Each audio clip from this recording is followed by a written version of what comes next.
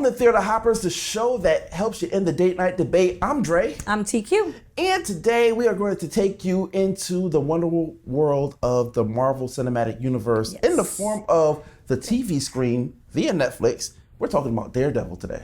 Yes, Daredevil is one of my favorite comic books, and I was happy to see it on a small screen, but it was really, really good, and I enjoyed it. I mean, listen, you're talking about one of the grittiest stories in the Marvel Universe, period.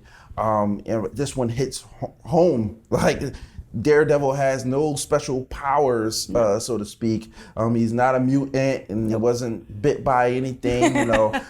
He did have a little bit of run-in when he was a kid, and when that made him blind, and he had to learn how to hone his senses. I mean, this is like the classic inner city ninja. Yeah, all the way down to his clothes. Yeah, I mean, he really just grabs makes a makeshift ninja outfit and goes out at night fighting crime. But by day, he is a humble lawyer. All right, Matt Murdock. He's got his trusty partner / sidekick Foggy. Yes. And they are in Hell's Kitchen, New York, in the setting after the Avengers, where half of New York is pretty much ruined because of the Battle of New York. And they're like in a struggle for clients. I mean, these guys are not like big name lawyers they're broke. Actually, they came from another firm. They decided to strike out on their own. And in a world at this time where you can't trust anyone. No, there are corrupt cops, corrupt lawyers. And Hell's Kitchen actually is broken up into syndicates where you have the Russians in one corner, you have the Japanese in one corner. Right. So at this time, Matt Murdock at night when he becomes Daredevil. Well, he's not Daredevil just yet. He's not there just yet. He's fighting, for the little people. Right. He's fighting for the little people. And this one, they kind of take a cue from DC's Arrow series where they don't call Arrow the Green Arrow. They started off calling him the Hood. Right. And so in Daredevil, they call him the Mask or the Black Mask or something like that. And it was like really refreshing actually to see Marvel with a TV show, because essentially this is what it is. It's a TV show that actually kicks butt. Yeah, it does. They did an excellent job building a foundation for the show, saying where Matt Murdock came from, where he started starting the law firm. Right. And even with the villains, my favorite character is Wilson Fisk. I love villains, and he is like the baddest. She is a ridiculous Vincent D'Onofrio fan. Yes, I am. I don't know what the obsession is, but I mean, he's a good actor. He's a good actor, just straight up. But he murdered this role. Yes, he did. And I like it because we're so used to seeing the big Kingpin in the cartoons and in the movie that they did a while ago. They made him human before they made him a villain. And I think that's the part that I enjoy, to see this person be a man. He still had his rough edges. He had a lot of rough edges, but when he decided that he wanted a relationship, he sort of became this bumbling idiot. He was human. Listen, no disrespect to Michael Clark Duncan, all right, and the original, but I mean, the movie was just horrible. But he walked around and just like flaunted his power. And this Wilson Fisk from the Netflix Daredevil was like, listen, I'm just gonna give you an option, all right, and just take it if you want to. If you don't, no problem. But you know good and well that you better take it. And he has his trusty sidekick, Wesley. Yes.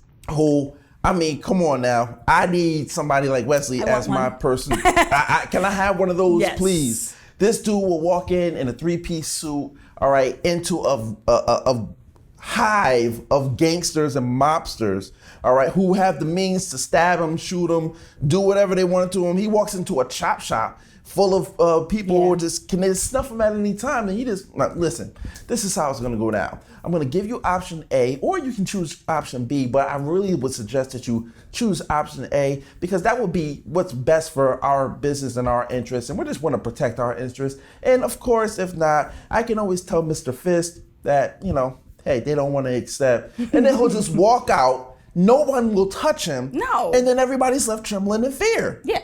I think he had one of my favorite under Kingpin. He was like my second favorite of the show. Unfortunately, you have to watch the show.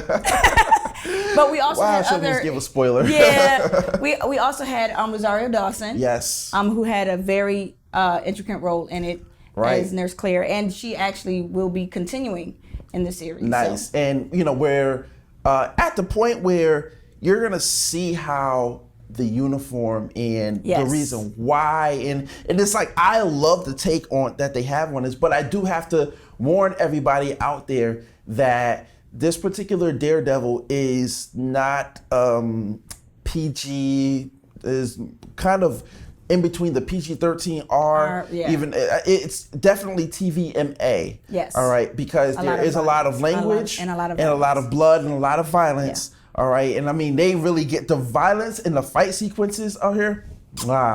Yes.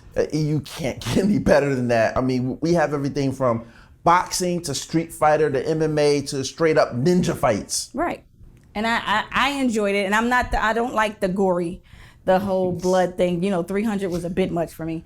But I enjoy, it wasn't a lot of, it was real fighting. Right. It wasn't, blood going everywhere, going at the screen. It was real fighting, and you enjoy reality at this part. You can actually believe that a blind man with no superpowers can do what he does because of the way that they portrayed his character and how he had to go how through he learned. How he learned, because they show how he learned, all of his skills. They showed everything. The show is great. I just wish that Netflix would not give it to him. Listen, this is perfect, all right, for a Saturday, and all right, if it's raining and you don't feel like doing anything and you just want to cuddle up, get some popcorn, get some snacks, and just binge watch this thing. Yes, definitely. You can do it in a day. If, a day, maybe not, you could do it in 2 days. All right, we kind of had to limit ourselves to doing 2 a night, because if not, we were going to get mad if we just did it straight. Huh? Yeah, we would get mad when it was over. Yeah, it was getting mad when it was over. It's like, that's it. Come on, I want more. Let's go. Come on, season 2. Let's go. Pump it out. But season 2 is on its way. Yes, it is. While they're actually in production of that, you want to go ahead and check this out, because it is something that you definitely want to see. It's definitely worth watching. When they introduce Punisher and Bullseye and Elektra, and some other characters that are coming in, good and bad, you're gonna want to be there for when it starts off. And I just hope that they take the cue from other shows, and I'm talking about you, Netflix. I hope you guys take the cue that you did with shows like Between, and just put one out every week, as opposed to giving us the whole season at one time. Because I don't want to binge watch something that I've never seen before. I can binge watch something I maybe need to catch up on. Right. But if it's brand new and meant to be brand new, enjoy it. Give me some time to talk about it. Let us watch an episode and come back on here and talk about it to them. Definitely. And then get ready for the next week. I mean, let's do that. Help us help you. All right. Listen, overall, I give Daredevil an easy 5 out of 5. Yes, if there was a 6, I probably could give them a 6, but I know we can only give them 5, so I'm gonna have to stick with 5, because it is the show is exciting. It's fun. It's not fun to watch. It's entertaining to watch. It's fun to watch. Okay, it's fun to watch. I mean, listen, when you go into those, especially if you're a comic book. I mean, if you're a comic book nerd, all right, you're gonna be in nerd heaven, because this is a TV show that can go against DC's Arrow and Flash, which have been kicking butt this past season. So Marvel actually did it right. Unlike Agents of S.H.I.E.L.D., who have little tie-ins here and there to get you interested, but this is like leaps and bounds beyond what Agents of S.H.I.E.L.D. has ever done in its 2-season existence. Even better than Agent Carter, I will go ahead and say, which got rave reviews. But Daredevil is definitely up there.